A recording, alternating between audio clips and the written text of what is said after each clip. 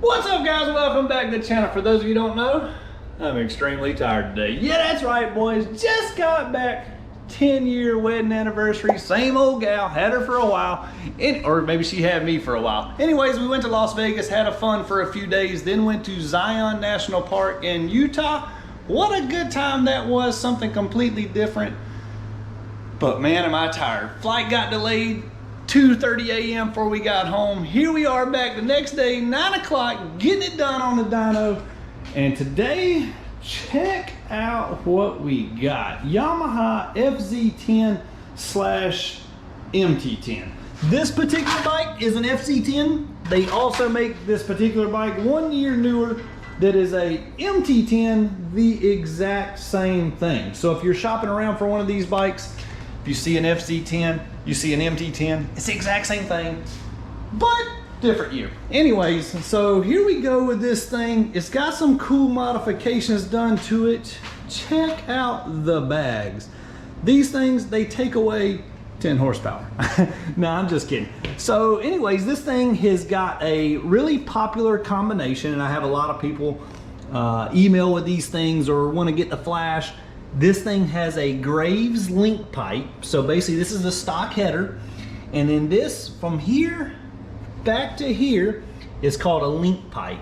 And then this right here is a Graves slip-on. So this combination, not too crazy expensive as far as an exhaust system goes, but it does perform really well. The factory header is actually pretty good on this thing. So anyways, we're gonna be dyno tuning this thing today, getting rid of all the restrictions in the ECU, which is a lot. Anyway, stay with us, guys. Here we go.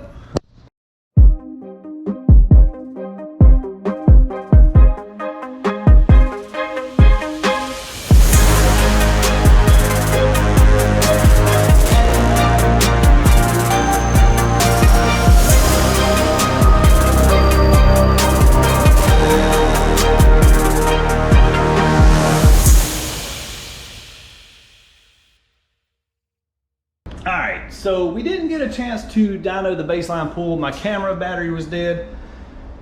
Anyways, here is the baseline pull, 129 horsepower. Now, a lot of you are thinking, God, that's low. I swear they say they make more than that in the, I guess you'd say, when they advertise these bikes. Well, all the advertisements you see for these things and for all motorcycles in general, that's rated at the crankshaft. That's not at the tire, which is where the dyno is gonna give us the horsepower for. So anyways, 129 horsepower, 66 foot-pounds of torque, and you can see how the thing falls off pretty bad. We're gonna be correcting all that stuff. You can see super lean. This bottom graph down here shows our air-fuel ratio. You can see 14.5 air-fuel ratio, then it goes rich, and then after that, it's not too terribly bad, but you can see the horsepower falls off due to all the restrictions in the ECU. We go in, flash that, remove all those restrictions, lower the fan temps, correct all the fueling, make everything ride and drive so much better. No more twitchy on-off throttle.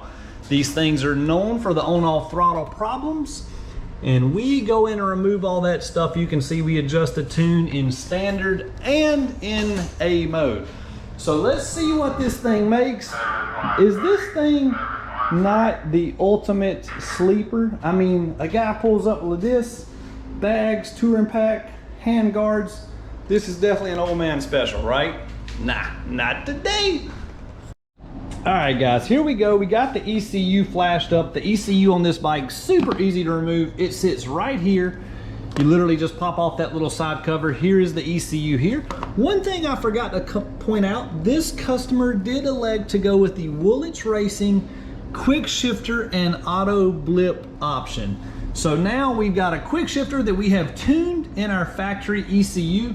We also have the launch control feature enabled, which comes standard when you buy this quick shifter package. It comes with what they call the race tools package. It's an additional basically 500 bucks, a little on the pricey side for just a standard quick shifter, but it's not a standard quick shifter. It is completely plug and play, no additional wiring, no nothing. You literally just bolt it on, one simple plug in, and boom, it's done. And you have quick shifter and auto blip enabled along with the launch control. You tell me what RPMs you want to launch at, I'll set it up for you in the ECU, and poof, it's done. All right, guys, we're gonna fire it up. Take a look at that air fuel gauge. Watch how closely we've got that dialed in.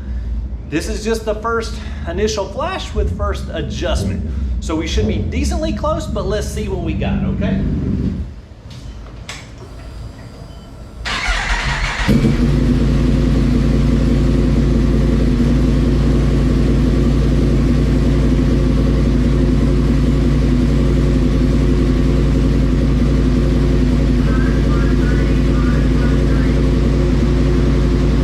Also too, now this is totally optional or totally up to you.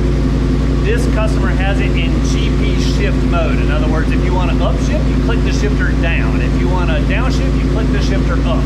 That's all personal preference. Me personally, I'm not used to it. I don't like it. Some people, once you get used to it, they swear you love it. Whatever, I've been riding forever. I don't like it. Doesn't mean there's anything wrong with it.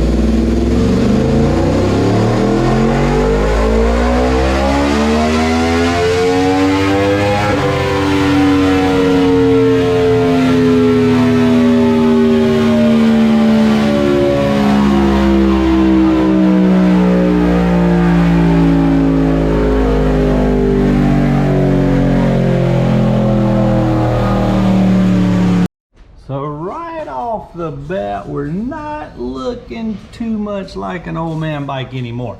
This thing, massive gains up top. We went from 122 to 143 right off the rip, and we're not done yet, boys. We still got some humps to fix in our air fuel ratio. Once we tweak all that stuff, I think this thing is gonna do really good. All right, we're getting close to finishing up this FZ10. I got you in the back view, I guess you would say this time, so you could hear this exhaust. Comment in the comments below. Let me know what you think about the sound of this exhaust system. Also, let me know what you think about the auto blipper / quick shifter setup. Is it worth $500 extra? Comment in the comments below. That's a little pricey. You can get a cheaper setup, but man, I'm telling you, this thing is really slick, really plush. Let me know what you think. Is it worth it to you?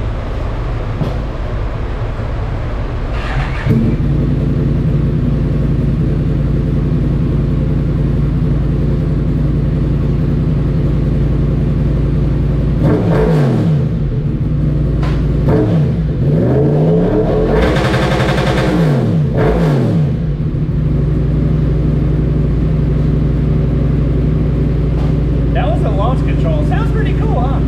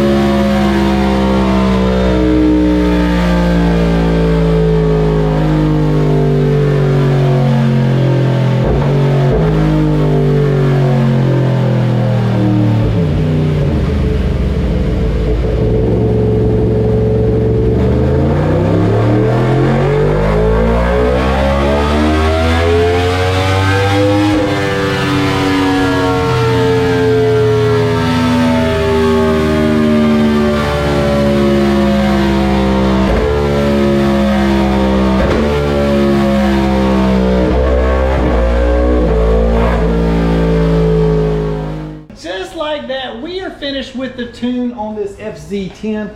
I got everything all buttoned back up. We got it put back together. We're about to put the ECU back in. I'll show you how simple that is. You literally just boom, boom. Now the ECU is in there. Just got to put the little cover back on. Super easy to do. One thing I want to show you before I show you the horsepower is on this Yamaha MT10. You see now I have cleared the code out. No check engine lights. Now if you'll watch here, we're going to turn the bike off. You see no check engine lights. We're going to let it sit. We're going to pull the ECU back out and we're going to unplug the ECU here, okay? Not going to do anything to the bike. Now we're going to put the bike back together. ECU back in. I'm doing this all one-handed, guys, so bear with me. Anyways, ECU's plugged back in, mounted back into place. We're gonna go back and turn our key on. Boom, just like that, we've got an old pesky check engine light, okay? So that is common on all Yamahas. If you run these things with basically just unplug the ECU, plug it back in, boom, now you got a check engine light. You're gonna buy this little adapter, or you can take it to your Yamaha dealer, whichever you choose, but I sell these on my website. This is a Yamaha OBD2 adapter cable, and you're simply gonna plug that in. That little plug-in stays right here by the battery. You'll pull this little rubber piece off, put this here, one-handed, plug it in. I also sell a little OBD2 adapter. You can buy these, you may already have this. The same one works for a car. I sell a very inexpensive one on the website. These little pieces are only like $35. You've got to buy the scanner and you've got to buy the code adapter also. Literally, you're gonna plug this in, you're gonna go in, you're gonna hit clear the codes out, and then boom, just like that, you'll have no more check engine light. This will work on any newer Yamaha with this diagnostics plug. So whether you have an R1, an MT10, an FZ10, an R6, any of these Yamahas, they will get check engine lights doing the ECU Flash or any other modifications for that matter if you don't have this little adapter. So if you need this little adapter, you can check us out, mooremafia.com. I sell both pieces, whether you gotta have the scanner if you don't already have this, and the OBD2 adapter. All right, guys, on to the good stuff. Let's look at the horsepower gains.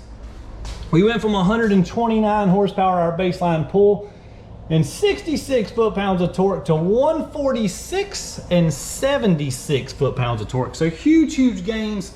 You can see in the top end, we gained basically 25 horsepower. We went from 121 to 146. That is huge, huge gains, and that's because when you go wide open throttle on the bike doesn't stay wide open throttle. Yeah, that's right. The manufacturers have the ECUs limited and it closes the throttle plates back off. You can go back, watch all my other videos basically on the bikes with on the dyno. Pretty much all the newer late model bikes are like this. So they all have this crazy throttle restriction. And then you can see we also dial in the air fuel ratio. So I'm gonna delete the factory run off the screen and look at our air fuel ratio. Perfectly nice, flat, smooth curve across the board. We tune everything from wide open throttle to idle and everything in between. So huge, huge gains on this FZ10. This thing, not a grandpa bike anymore. The owner actually said he's gonna take these bags off, use the bike for track days, as well as do some touring riding with his wife on the back. So that's a super cool bike that you can do kind of the best of both worlds with. Comment in the comments below, do you have an FZ10, MT10, and what do you think of it? Is this thing the ultimate sleeper slash hustle bike? Comment, let me know. All right, guys, that's gonna do it for today's video. Be sure to subscribe to the channel. If you're new to the party, welcome. Smash that like button. Check us out, mooremafia.com. You can get your ECU Flashed, very inexpensive option for instant mail-in horsepower. All right, guys, that's gonna do it for today's video. Smash the like button. See you next time. Peace out. Adios, guys. See you. Bye.